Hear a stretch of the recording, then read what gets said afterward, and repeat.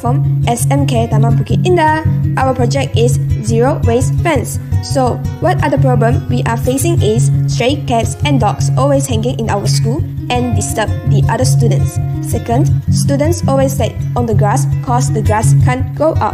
And also, less plant in our school surrounding. So, let us use this product to solve our problem. With this innovation, our students won't be disturbed by stray cats and dogs and have a good surrounding for study. And also, avoid the students step on the grass and having some plants to beautify our school area. What's the material we need? There are plastic bottles, unused wooden stick, hot glue stick, screw, and nylon string. Wow, it's great! The materials that we need are cheap and affordable.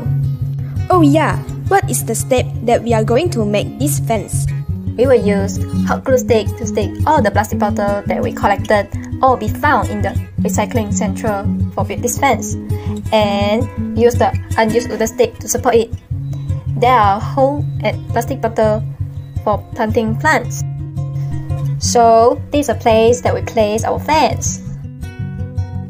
Okay, and we would like to take this opportunity to thank our organizer, which are Mr. DIY and University Malaya, for organizing this competition with creative ideas, plastic waste.